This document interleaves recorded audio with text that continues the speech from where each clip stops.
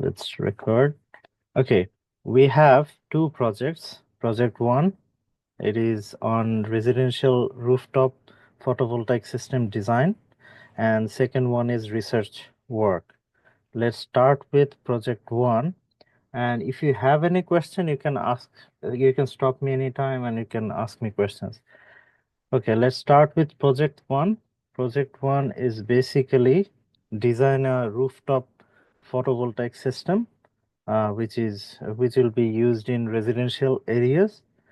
So the main objective of this project is to familiar you with the whole concept of renewable energy as well as some industrial grade softwares that are used by professionals. Uh, Although it's not a hardcore professional software, but some professionals use this software. Overall you will get a like concrete idea, not concrete idea, like a summarized idea how it works, how to actually design a photovoltaic system uh, from the scratch. So I have actually explained everything here, like uh, how to go about with the project. So this is the download link. All you have to do is click on this link and it will redirect to this page where you will see some like introduction about this software, SAM software. There are forums and events. If you have any question, you can ask here in the forum. And but we need this ribbon. So if you click download, it will redirect you to this window. All you have to do is download this one and install the software. After installing the software, uh, you will be actually guided to register. So all you have to do is like put your email, like student email or any email.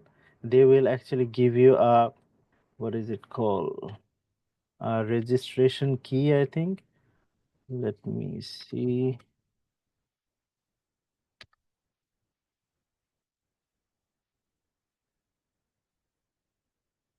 They will give you this sorts of email. So all you have to do is copy this and register. That's it. Then you will see this software. I will go through each and every section how to actually create such file. But let's go back to the project file. So here I asked you to actually design a photovoltaic system, a complete grid connected residential rooftop photovoltaic system using SAM software. So here is a very important thing is grid connected. So if it is a grid connected, it can be a hybrid or it cannot be hybrid at the same time. That means like the photovoltaic system will have either battery based or without battery. It can be both. So if I say grid connected, you can choose battery based or without battery. Okay. So for simplicity, I would recommend you to actually choose without battery system. Otherwise, you'll have to design, you'll have to calculate the battery size and everything. So it's not recommended. For the time being, it is only photovoltaic system is important. Sorry, necessary. So there are quite a number of steps that you need to do: weather data collection and site selection, then system specification and design. I will show each and everything. System loss calculation. So under weather data collection and site selection, you'll have to actually download uh, the over there in SAM software. It has some database uh, over like vast amount of space, like locations. Say for example, Miami or Arizona, you name it. It has all the database of weather data. Then you'll have to download that and conduct. Then after that, you'll have to conduct a site survey. So in which location you are about to actually do the PV panel installation. So that survey is also very crucial. I will show you that later. System specific, then the second step is system specification and design. You'll have to actually go from the like load end. So it's kind of a like back calculation. You'll have to go to the load first, then to the source. I will show you, but this is a like steps that I'm just reading out loud. Then we'll have to go after load, then we'll have to go to the inverter size, PV module connection, and number of strings and array orientation, you name it. Then after the system loss calculation, we need to actually consider some losses. Electricity production calculation we need to do. Optimization process, there are several ways to do it, but you need to do one or two, that's all. Then cost calculation, then compensation analysis, financial modeling, incentives calculation, and result evaluation. But out of these 10, the most important are these 4 to these 5, and all the rest you'll have to put the data, and everything will be calculated and analyzed automatically. And result even in under result evaluation, it will actually produce some simulation results. You need to analyze them, and you need to understand how it worked, and how to use those. And so you will get time till December 10th. It's a group project.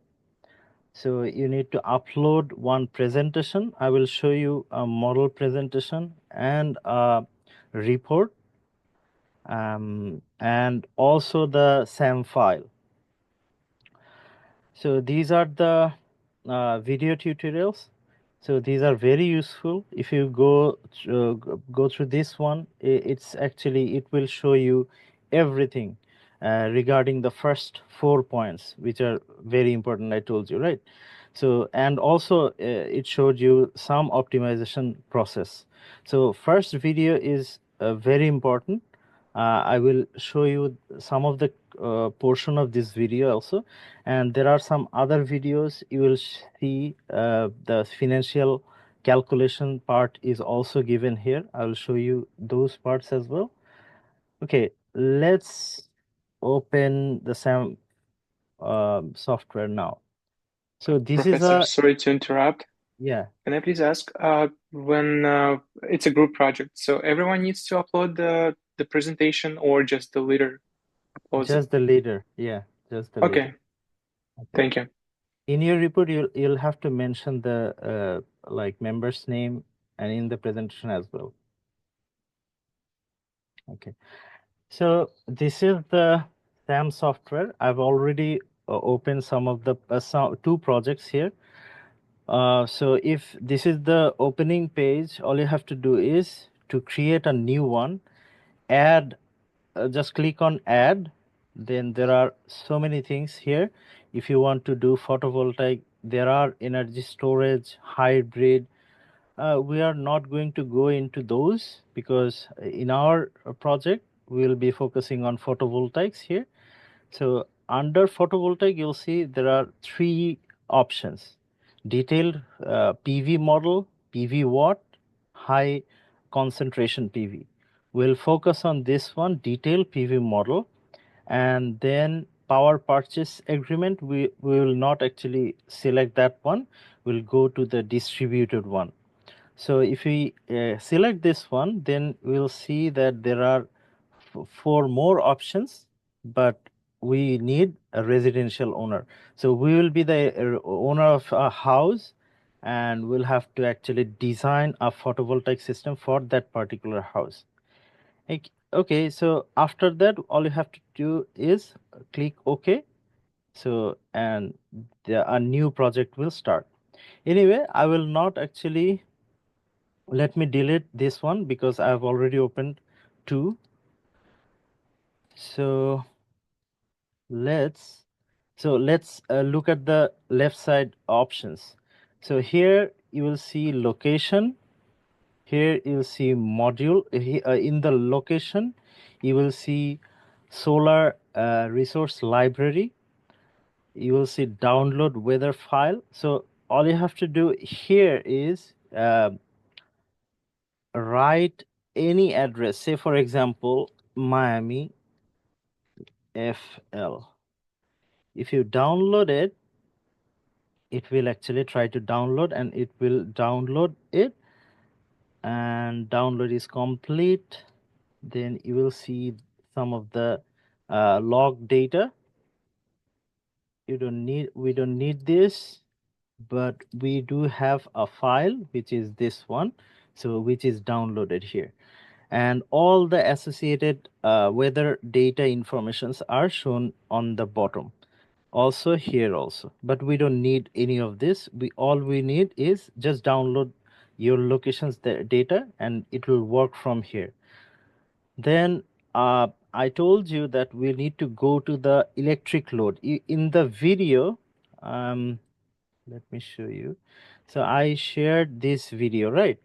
So in this video, they will show you actually to go about from location to inverter, then module. But I would recommend you to go to electric load. Then it will give you an idea what type of load you are actually dealing with, and what type of what is the peak uh, demand for that year, for particularly for any month. Then you can choose, okay, this is my demand, this is the highest demand, right? 4.3. You can choose any electric data.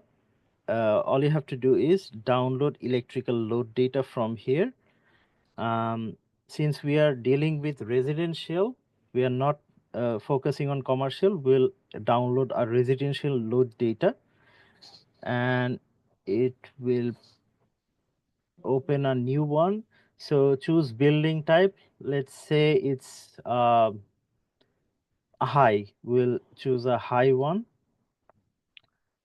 Then it will give you uh, energy consumption throughout the month, throughout different months. Say for example, in January it actually consumes 1321.96 kilowatt hour, and peak demand was 4.62 kilowatt for January.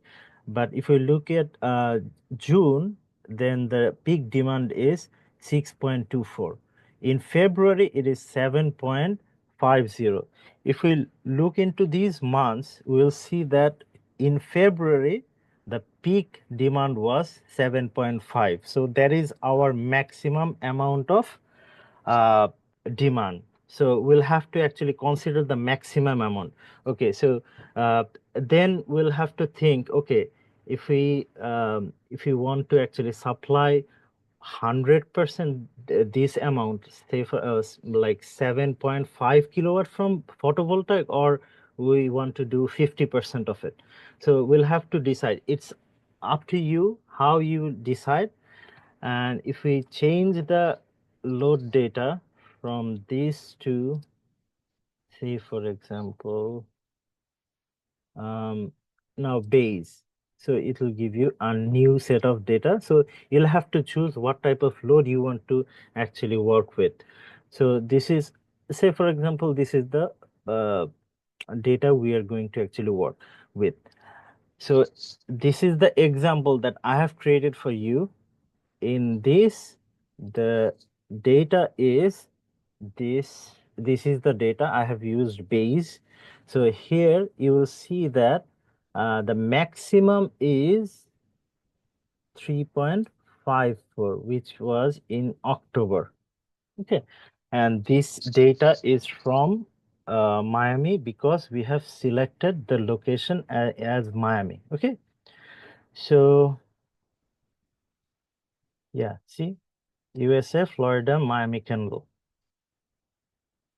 Okay, so This is the load data. So that's why if you see that I have written 3.8 kilowatt residential PV. So this is the project file that I have created. So according to this load data, if it was like 5 kilowatt, then I would have chosen 5 kilowatt residential PV.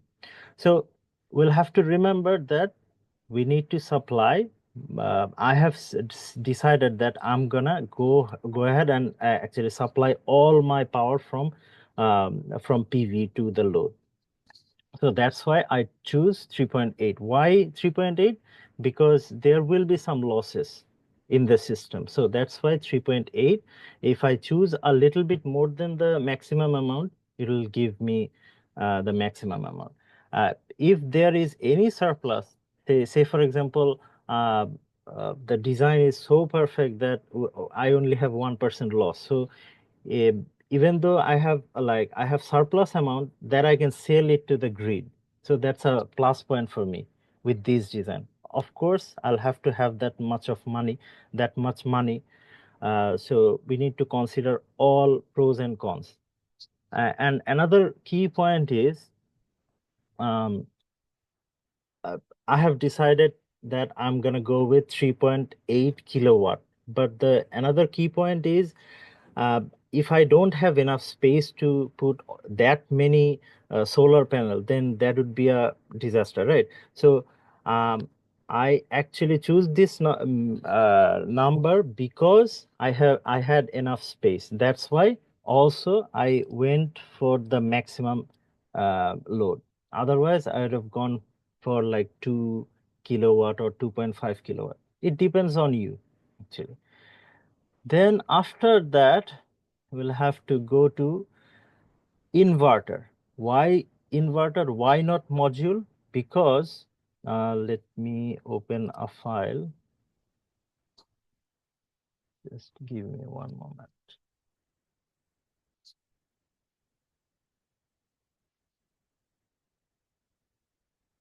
So if we look at, so I want you to actually create a presentation just like this. So it will have like introduction, outlines, and so on and so forth. Let's go ahead and actually talk about on-grid power system. Okay, so for photovoltaic cells work like this. So this is the solar panel. We get energy from solar. This photon is converted uh, from like a photonic energy to electrical energy in DC form, direct current form. So, but in our household, we use AC current, AC voltage, AC power. So we need to convert this DC form into AC. So this inverter, there are two types of power electronic converter in this grid connected inverter section. It converts DC power to AC power that can be used in this like in our residential day-to-day usage. So we are actually converting DC output from the solar panel, and we are converting it to AC by this grid connected inverter. And you will see that one connection from this inverter is going directly to the grid, and one connection is going to our house. So how it works is if we can fulfill the requirement of our house, then the surplus amount will go to the grid. On the other hand, if the solar PV is not unable to actually produce that much power, in that case, grid will supply the rest. So vice versa. So the surplus amount we can sell, or we can get it from the grid. So this is the block diagram, schematic block diagram, you can say. Do you have any question till now?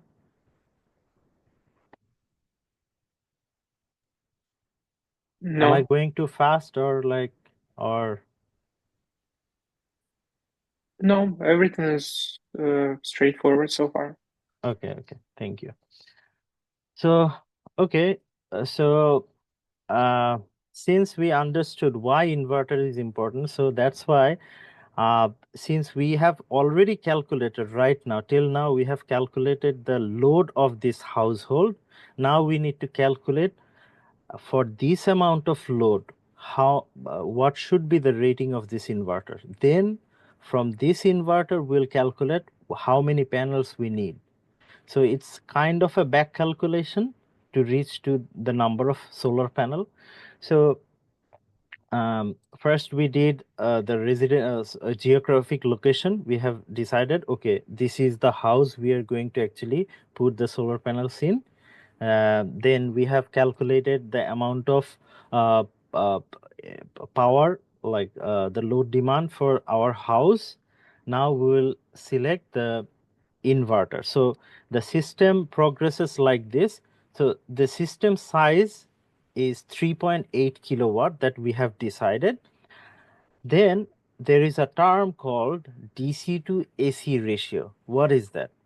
So that is super important, because if we look at this block diagram, you'll see this is an inverter. It has some losses. So the module will actually create DC power from energy, solar energy, and this DC uh, will be converted into AC, but there will be some losses. So normally the thumb rule is the loss represented by 1 to 2 ratio.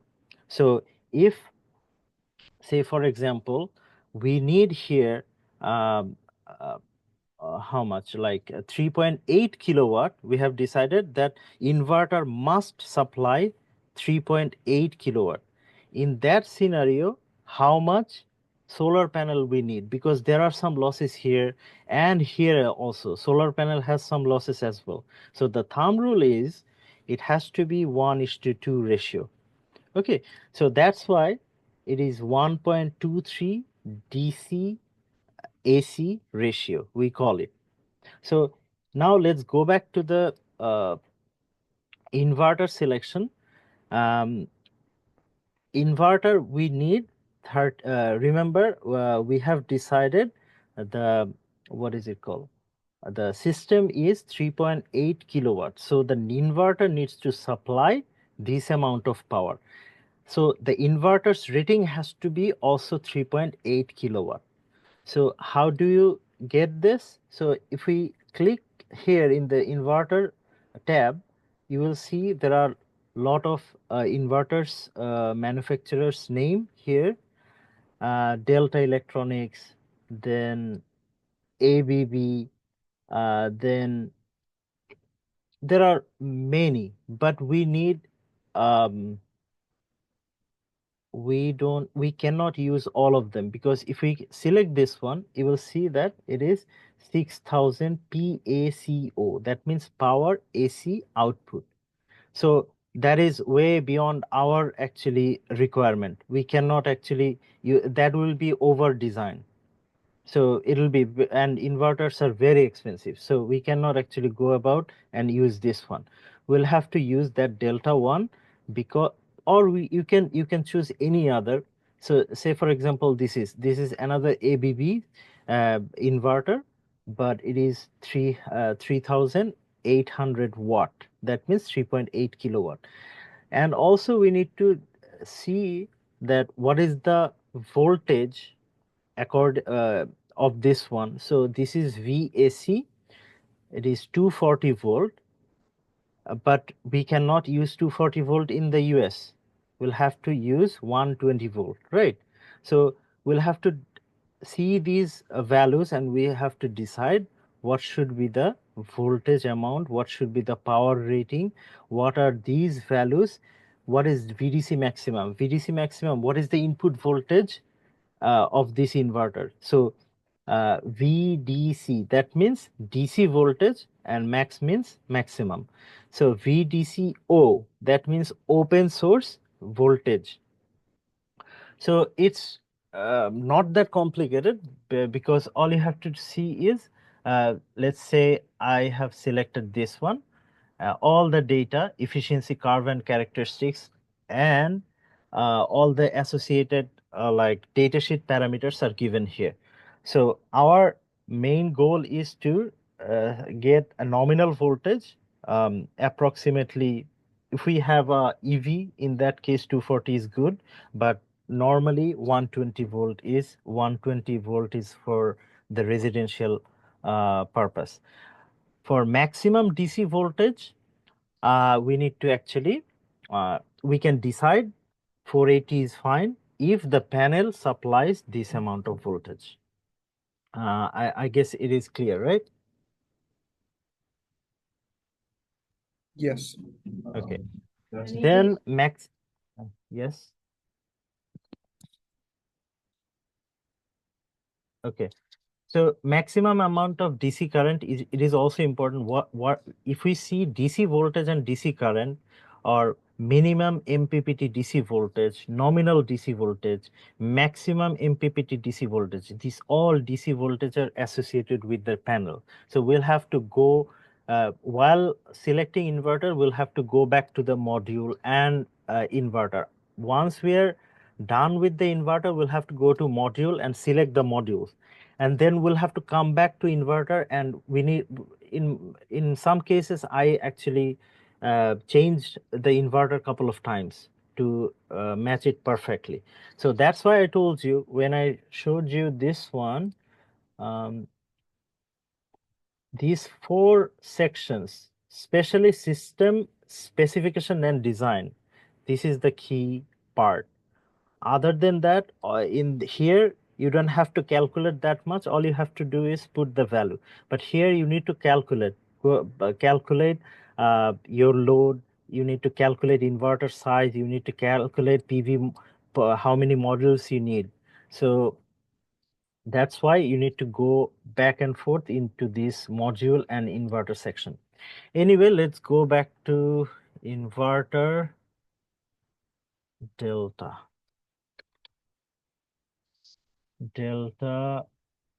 Okay, I'll have to redo, just a second, maybe. Okay, I actually changed it. I don't know which one I chose. Let me go back to the um, to resume. So I found it. This is Delta Electronics. This is 3810. That is the peak power AC. Peak DC is 39, and the number of PSO, this is PNIT VSC 240. Maybe I used it for what is it called?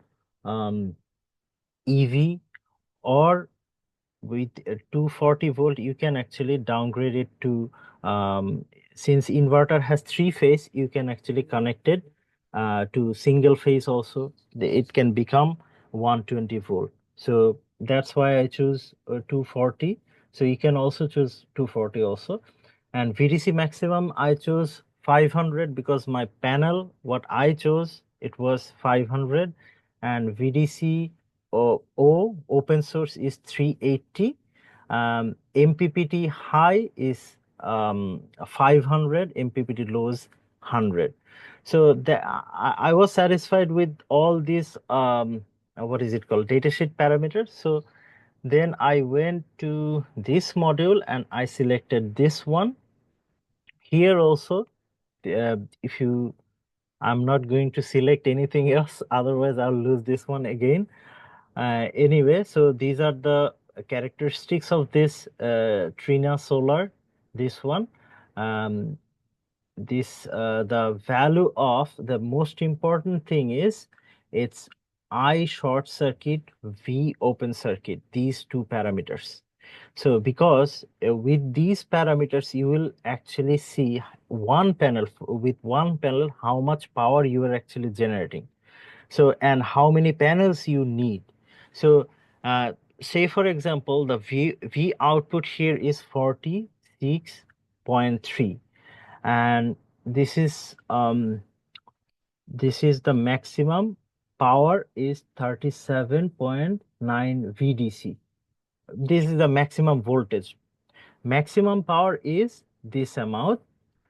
So nominal efficiency is 17.27, which is okay, because there are some panels who are like the efficiency of those panels are better than this one. But the thing is, we need to look into the price also. This was a fairly cheap one, that's why I choose it. So this is 37.9 volt, and the maximum amount of current is 8.8. Open circuit voltage, the maximum amount of voltage it can produce without connecting any load is 46.3. And short circuit current, maximum amount of current it can produce 9.4. But these are nominal voltages, nominal currents. Uh, Nominal means like with connecting to regular loads. So this is suggested by the what is it called, datasheet. So now if we look at this one and the inverter and our rating, which was 3.8 kilowatt, that means we need to actually have total 14 number of panels to reach that amount of kilowatt on the DC side. If we look at the inverter section, it says the maximum amount of AC power is this, a maximum amount of DC power. That means this has to be produced by this Trina model, Trina solar panel. Okay, so we need to actually calculate based on this power, voltage and current. We can multiply and we'll get the power, appropriate amount of power, which is this one. And so how many of these needed to produce this much DC power? That is 14. So that's why in module I have selected this much. So total 14 number module, but how many strings I need? Okay, why this is important? This will be decided in system design. Okay, let's go back to the PowerPoint. Since we have decided we are going to actually install our PV here, we can only actually install 7 here and 7 here. So we cannot actually install all 14 here. So that's why we needed to have 2 strings. So 7 here will be in series, 7 here will be series. They will be connected in parallel. With this amount, if we have 7 of them, why it is coherent? Let's talk about this. That's why I have decided in system design level, I will use one inverter. In one inverter will be connected to those 14 14 modules. So 14 modules will be connected in 2 ways. There will be 2 strings in parallel, and per string there will be 7 modules. Is it clear? Why I chose Yes, for Yes. okay. So what you may ask, why I have chosen to use one inverter instead of 2, since there are 2 parallel lines. If I go back to this one, I could have used one inverter here and another one inverter here, and both of the inverter will be feeding to the load and grid. Why not 2? Why 1? And of course it is to save some cost, right? If I use 2 inverters, the cost will be higher, even though the inverter size will be a little bit less, half of it, but the price will be higher. Instead of using 2, I'm using 1 just to save some money. Anyway, so the thing is, then once we have decided, okay, inverter is done, module is done, system design, we need to actually focus that 7 and 2 is these are the 2 number for strings in parallel and module per string. Now here this is the DC to AC ratio decided by definitely me. So what else? Okay, why 7 in series? Why not 8? And on the other string, why not 6? It is because with this 7 string, we can go, if we go to the inverter section, the maximum DC voltage is 500. We need to actually have DC voltage amount 500 on the panel side. So if we connect series connected DC module, power module, let's go to the module. One module is 37 volt. If we multiply this with 7, we can reach up to that voltage level. That's why we choose 7 in series. You get my point? Yes. So yeah, I'm very bad with drawing. So say for example, there are 7 here panels. This is, say for example, 40 volt each. So this is positive, this is negative. Then this is positive, this is negative. This is positive, this is negative.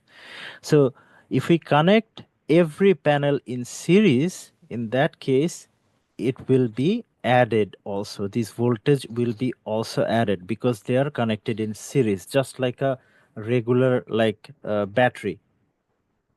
So it will be 7 times that much. Okay, then we will reach that amount of voltage. And if we go back to the current amount, because we need to actually reach that amount of power on the DC side, 3900 watt DC, we need to have that amount of current. So that's why we have two parallel branches. So parallel branches, if we have two parallel branches, then the amount of current, so this is one parallel branch and this is another parallel branch. If we have current coming from both sides, this is 2 1, current will add up, right? So that's why we also choose two parallel branches. So it's also like if we look at the solar panel, it actually um, um, we needed actually two branch. It actually helped us to increase the amount of current as well. So that's another key aspect. So we need to actually talk about all those things in your report as well as in your project also. So that's why I told you in the beginning that these four section, like these four steps, are very crucial. Anyway, let's go back to the software and okay, once we are satisfied with this one, then we'll go to the next one, shading and layout. Since it is Miami, I have decided, okay, there is no shading or nothing. So you can also choose not to touch anything. Let's leave it just like this. Losses, um, I have selected that average annual soiling loss is 3%. Soiling losses, if like something happens to the, like if dust or anything is accumulated on top of the solar panel, so normally we forget to actually clean them. If we clean them, then we can say that okay, 0%. But let's decide that okay, 3% is the soiling loss. Then the second section is DC losses. Module mismatch, uh, module, because we are using 14 number of module, there will be some mismatch. There will be some losses in parallel connection and series connection. So and those 14 modules will not be identical, although they are coming from the same vendor and same company and everything, but there will be some mismatch between the models. So it is good to actually consider 2% losses. Diode and connection, because I told you there will be so many connections. There will be connections and diode losses. That's zero point 0.5. DC wiring losses 2%. So that's all about the DC losses. AC wiring loss 1% loss you can also consider. So you can choo- choose to use these values. It's okay. Then grid limits. Do you have any grid limitation um, between the grid and your residential load? I will actually recommend you not to touch this, because we are not going to, the amount of power we are generating, it is 3.8 kilowatt or 5 kilowatt, or 10 kilowatt. If you have decided, okay, your system will be 10 kilowatt, it's nothing compared to what grid actually handles. So you will not actually interrupt grid. So it's okay not to touch anything here. Then DC degradation, it's normally 0.5% annual DC degradation, because these panels will actually worn out, the inverters will worn out. If you had like I told you not to use battery, but if you had battery system, then the degradation factor would have been higher than this. Uh, so that's why it's good to use zero point 0.5. Then installation cost. Um, Before going into these costs, I would recommend you to actually simulate. So let's go to the test one. Test one. Um, Before actually using any of the values, if you see, this is the test one I have just created. I didn't put anything, like I didn't calculate anything. So it was given from the what is it called, software, like NREL actually automatically actually gave this one. So if I simulate without actually giving any value to this installation cost or operating cost or any financial parameters, I would, it will simulate with having these data. Okay, so I want you to do the same after uh, doing the DC degradation part. I want you to actually simulate to see the values. So after simulation, you will see, you will get the value. So this is the first one. This one is for summary. It will give you a summary synopsis of all the whole project. Annual AC energy production in year one. First year it will produce. It's not our design, which we actually designed here. It's not that one. It's from the, what is it called? NREL's example model. So that's why it's giving us this one. So DC capacity factor in year 19.6, um, energy yield in year one, 1719 kilowatt hour per kilowatt. Performance ratio is 0.84. So, and if you look at this one, this is the monthly AC energy in year one. So you will see that um, this is a month by month how much energy we are producing with this setup. And here the amount of energy losses. So if we look, if you want to see the losses in detail, there are other tabs. I will go into that later. Then after tax cash flow, so this will also be, I will cover this later on.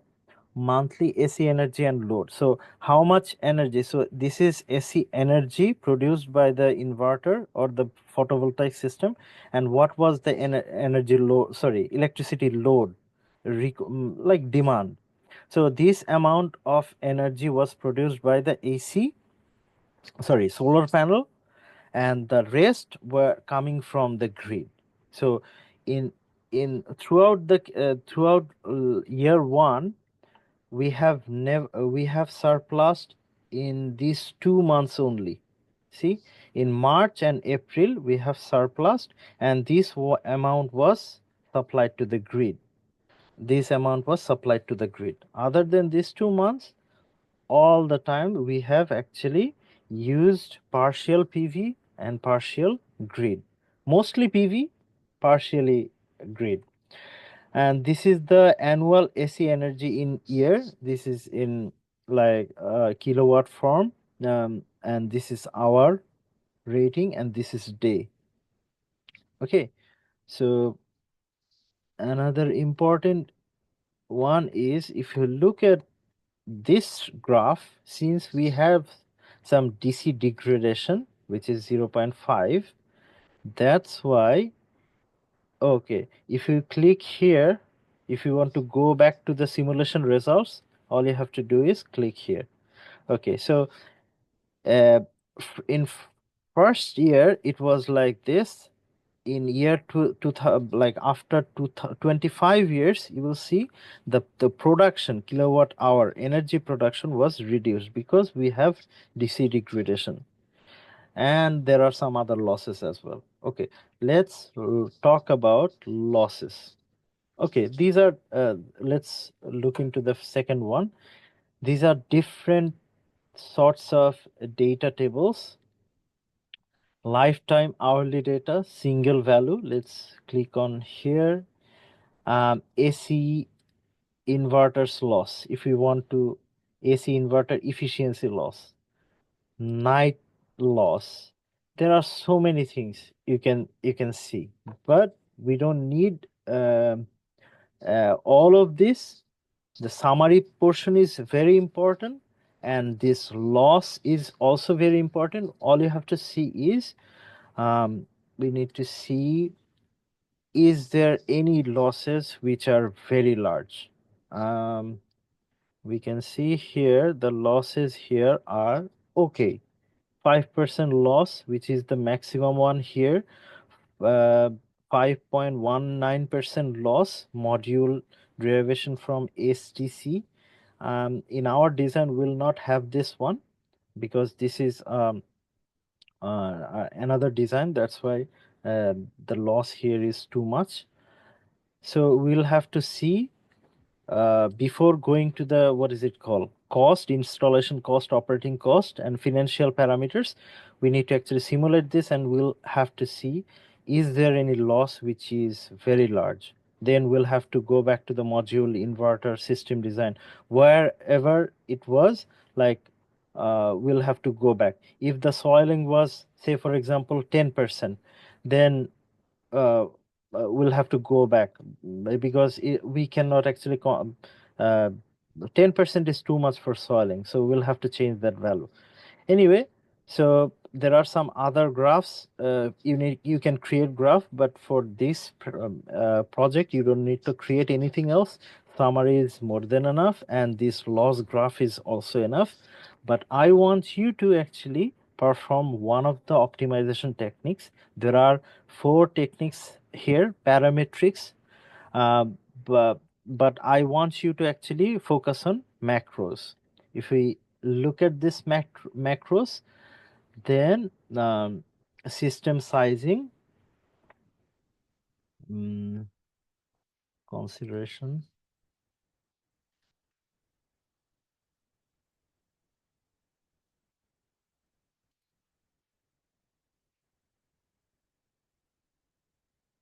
This I want you to do macro analysis. Okay, let me go back to the simulation. I clicked on simulation accidentally. Okay, macros. Okay. Here there are different parameters of macros, but overall I want you to actually run macro. Then I will show you the end result. And before doing that, since this is already designed by NREL, so this must be accurate. So let me actually change some of the value. Okay, let me have 100 module per string, just to create an error. Then you will see what I'm talking about, why macro is important. With macro, you'll be able to actually correct the whole thing. it's like a optimization. Okay, macro, all you have to do is run macro. Okay, macro, you need to desktop.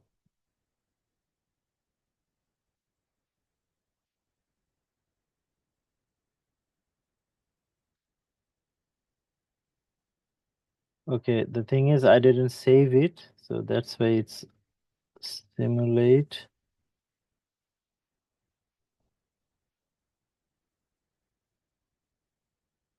Let's do the macro here. Maybe I didn't save it, that's why.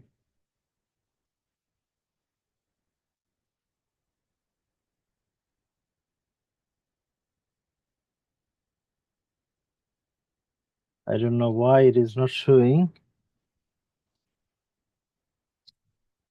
Okay, I'll come back to this one. I'll come back to this one. I don't know why it is not showing.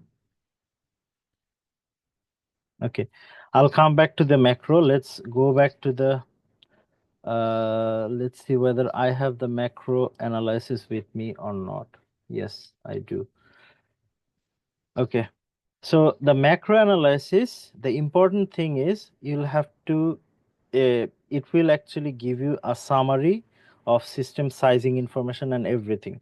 So whether we are designing a system for residential, so whether it is within the boundary limit or not.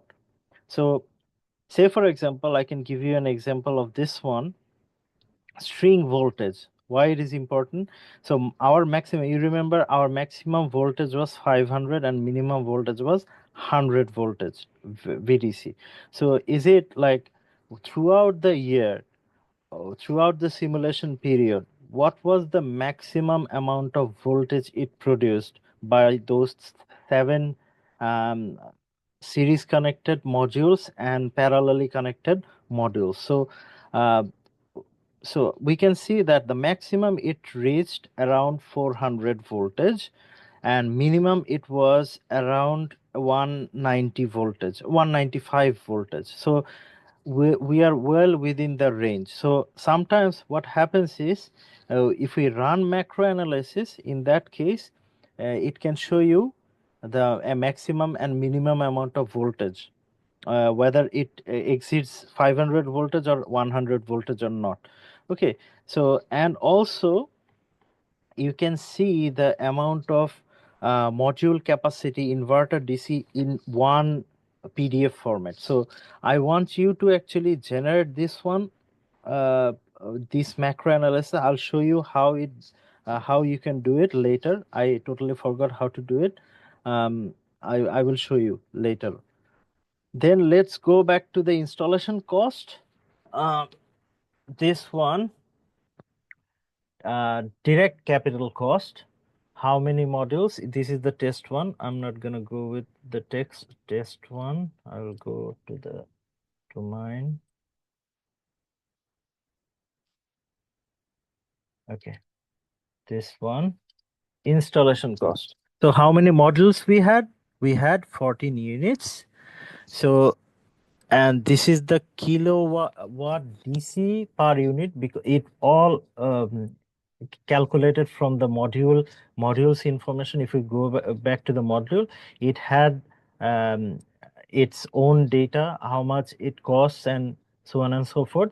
So all you have to do is use this value for module, and for inverter you can use this value. So um, how I actually gathered this number, I actually went to this Delta Electronics and I searched in the internet what is the installation cost for per dollar per watt DC. So I got it from the internet. For inverter, for module, I use this one also from the internet. So you can go ahead, if you choose this model you can use my number, but if you choose another one you can change it to that vendor's information. Then according to this, and this we cannot actually change this because it got this number from previous input. So we choose, since we choose 14 number of 7 times 2, 14 number of modules, so it actually wrote here like 14 automatically. Then the balance of system equipment, so it was the other cost, say for example the cable cost and so on and so forth, it was 0.55, so you can use this number, it's okay. Installation labor cost, it's approximately this amount of money.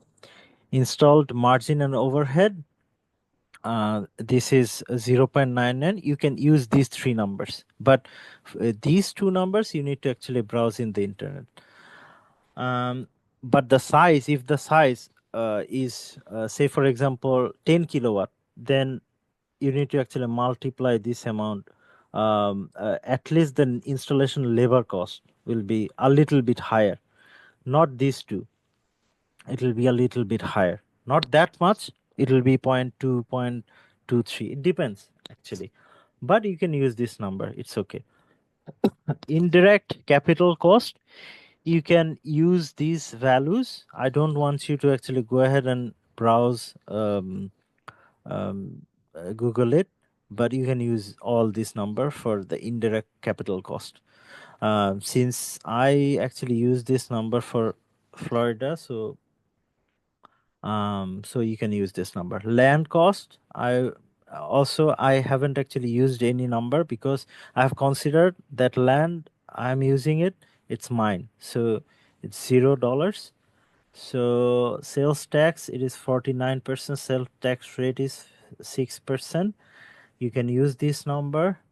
Then operating cost, fixed cost, annual cost will be 0, because we will actually buy everything, so there won't be any annual cost, but for capacity we can use this number per year. This is like a maintenance cost type of thing.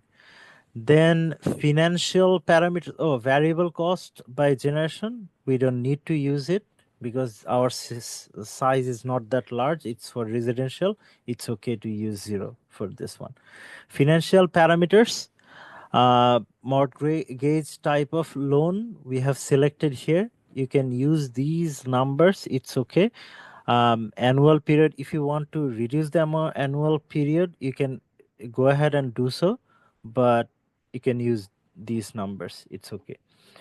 So what are these? These are loan parameters, analysis parameters, project tax and insurance rate, and salvage values.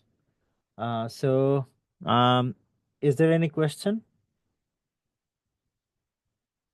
No, there's no Okay. questions. Okay.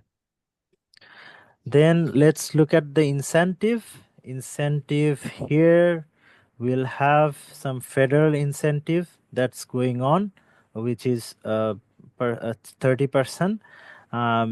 And there are capacity-based incentive for state of Florida. It is 0.05. So you can use these values as well.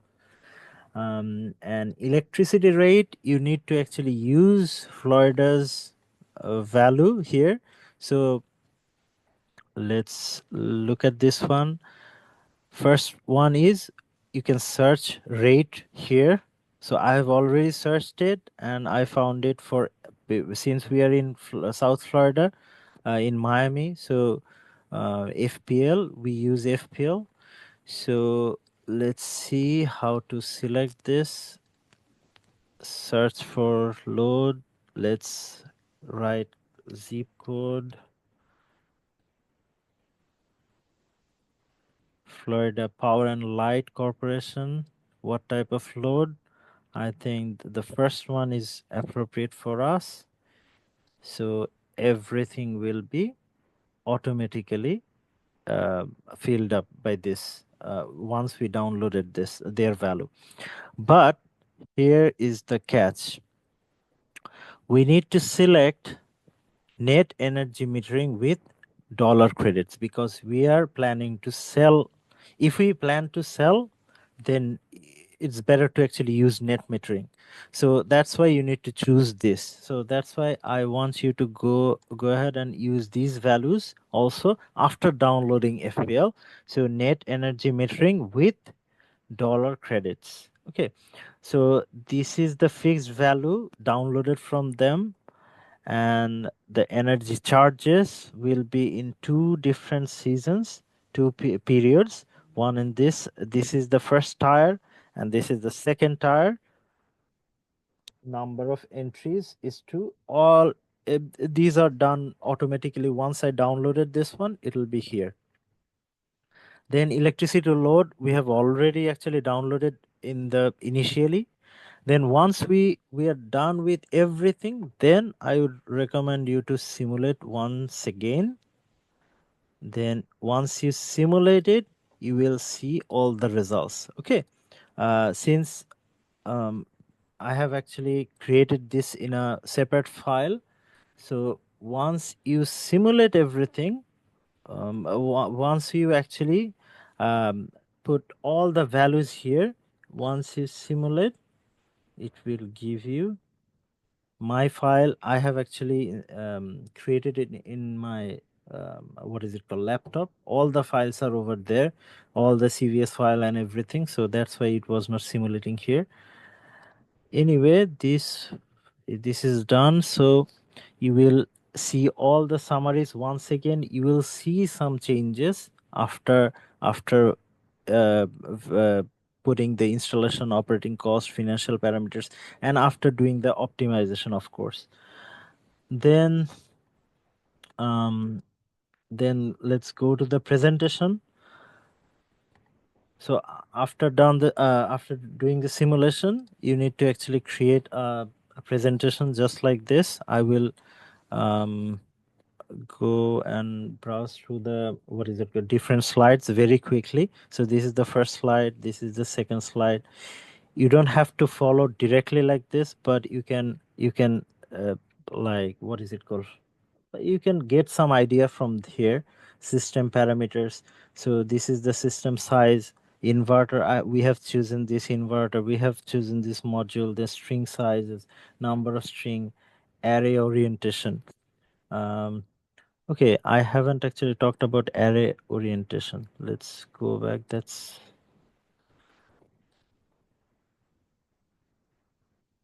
here in system design. Okay, so array orientation, if we need to actually change the orientation of the panel, we can do it here. So tilt is 25 if it is a fixed one, or we can change according to the sun's location. We can change the um, panels, like what is it called, axis. So there are two ways to do it: one axis rotation, two axis rotation. Normally for residential rooftop, it's always fixed. Will be the tilt degree? You need to actually um, calculate this. Not calculate, you can find it in the internet. It's the default value, but you can go ahead and let's see. Just a second.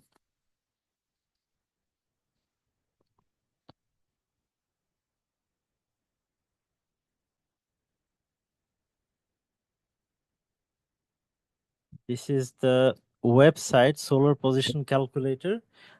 So you need to go to this website, and you can, if you write the city, it will give you all the values. All you have to do is take these values and put it here. So this is 25, azimuth is 180-degree, ground coverage ratio is 0.03. All you have to do is put those values, and that's all. So that's the array orientation.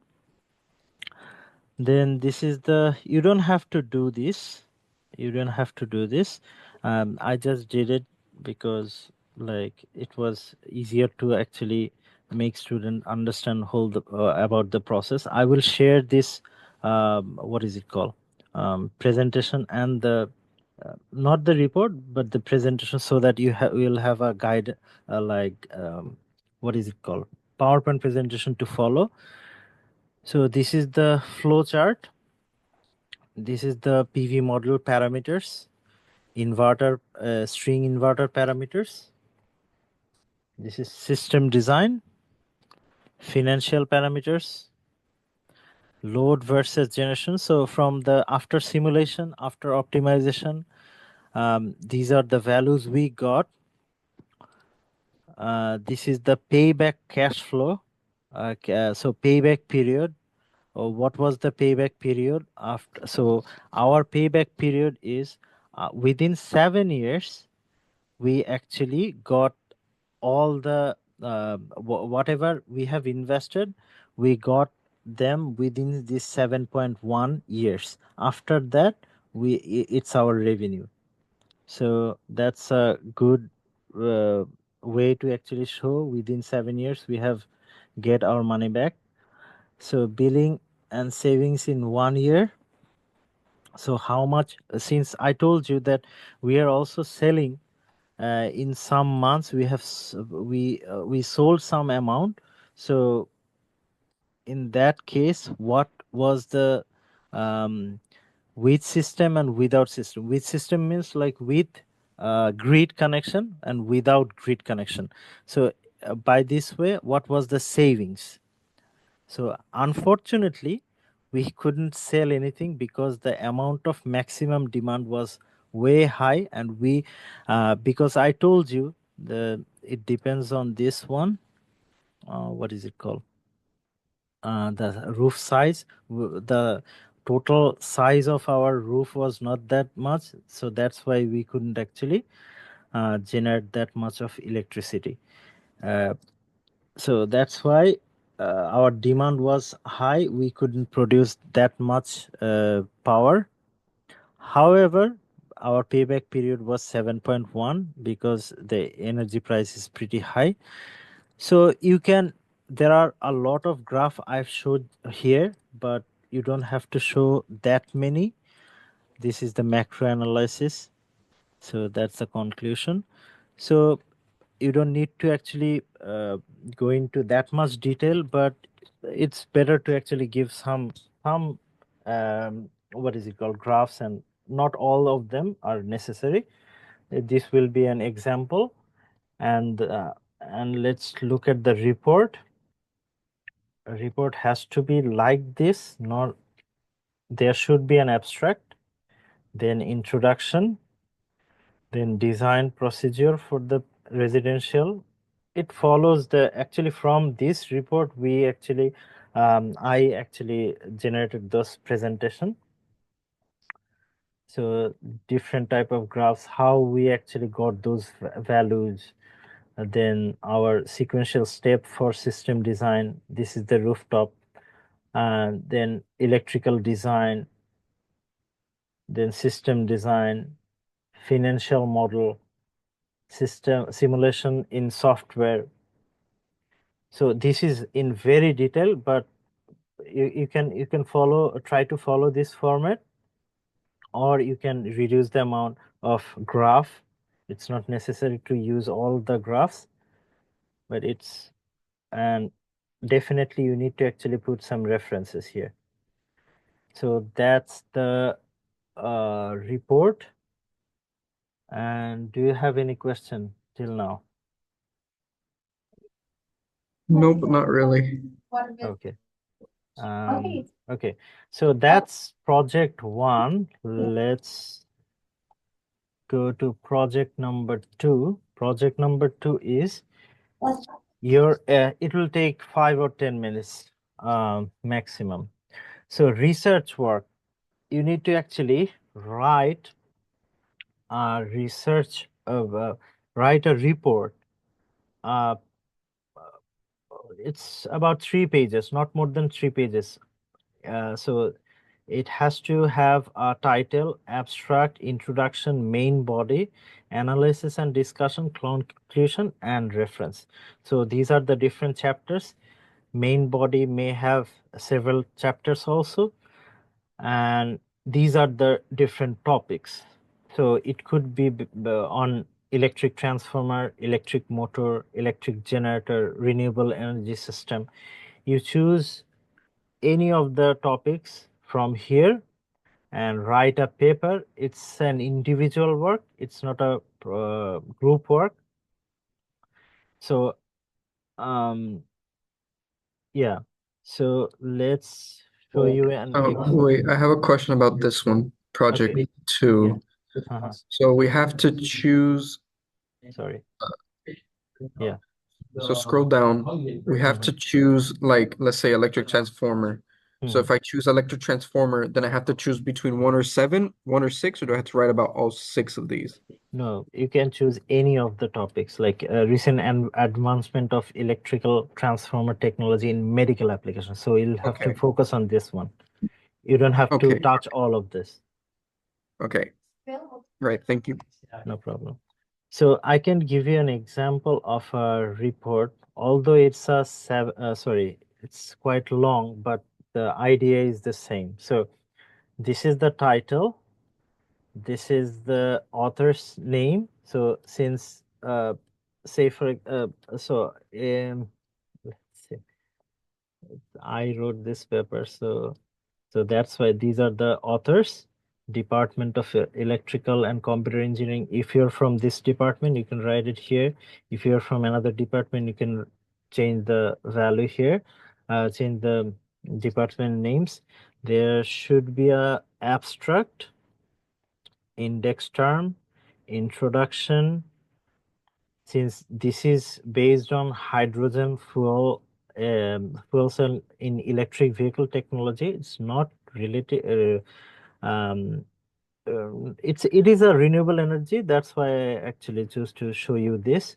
So after introduction, I wrote like a chapter which is hydrogen fuel cell vehicles. So it's also an introduction, but it's focused on a particular subject of a fuel cell. Then in your report, you need to actually include some pictures, if necessary, some equations, but it cannot go beyond 3 page. So this is page number 1, this is page number 2, and this is page number 3. It has to be within page 3, and you need to actually include reference like this. So I put too many references because so the page limit for this conference was 20 page. For this journal is 20 page, so I was well within the limit. But for you guys, the page limit is 3 page, and minimum is also 3 page.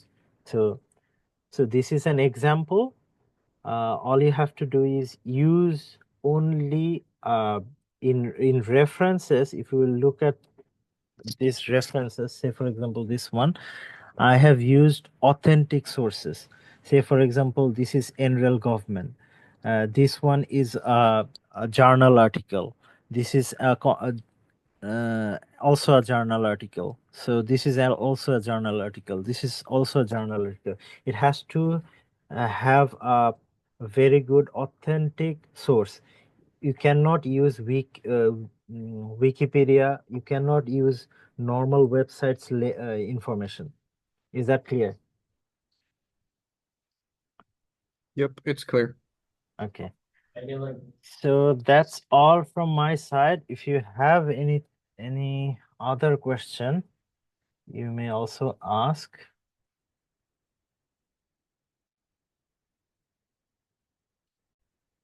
So okay. Okay, so before I go, I totally forgot. I forgot to actually show you the macro. Let's go back to this one. Okay, not this one. Let's go back to here. Okay. So okay. Once we actually put up to DC degradation, we simulated everything and we are satisfied with the result. But I want you to actually run macro to see whether the design is appropriate or not. So here you don't have to do all the macros here. You'll have to do system sizing. Yes, that's the most important thing. So let's run macro right now. We have created a macro. It will show you the result within a few moments. Still running. Okay, so the macro result is here. Here is the macro result. So it shows the parameter used for system sizing. And I told you if I use some very outrageous number, in that case it will show that we have exceeded our exceeded the, what is it called, the design parameters, or it is way over designed. So you remember I chose like 100 panels in one string, so that's why the power limitation was 22,000 number of time steps. Okay, sorry, this is the limit of number of time steps hourly, but it actually went beyond this. And what about total? That's not important. This is the important thing. So the total kilowatt energy lost as a percentage of inverter DC input, because we have used so many panels. So that's why it was like 30 panel were in the initial design, but we used 300 or something. I forgot. So see, it was supposed to use 113. This is the power limit of this second option, but it was giving 24,000. And what about this one? So if we over design, after running macro analysis, we can actually able to what is it called, see where our problem was. So same goes for this third one. In case of DC output, the first one was a DC output, sorry, input, and second one is AC output. And same goes for the voltage level also, because we have used so many strings, so many panels in one string, the output voltage was 7,000. So it's ridiculous. I just put 300 panels, so that's why it is giving this amount of value. So I want you to, after doing the initial design, I want you to do the macro analysis, and that's it for the macro one. And you can also do parametric analysis, where you can change the value of different, like say for example, the electric load. If you change the load, electric load annual, like in every year our electric load may grow, right? So you can change the value of this also. So year, initial year the growth was 0%, second year it was 2%, third year it was 2%, fourth year or 3%, fifth year 0%. So if we do it, then we can actually we can run simulate. Okay, so output will have to be, there must be an output also. What is the output that we are looking for? Time series, AC loss, lifetime loss. Let's see this. Run simulation. So it will show the value, and it's running actually 5 different simulations. This is parametric simulation. So this is kind of an optimization technique. So see, array size was, but since it is oversized, let's go back to this one. So system design, we have decided to use hundreds of module per string. So that's why it is showing that much of like oversized value. So you can do parametric, but it is not necessary, but macro is super important. So that's all for today. If you have any more question, you can email me, you can reach out to me. You can also like since you have time till December 10th, so I think I will be waiting for your emails regarding this these two projects. So these two projects will carry a lot of points. So please do not forget to actually forget about like the presentation report as well as the SAM file. For project 2, only the report is enough. The IEEE format report is enough. Thank you. That's all. Bye.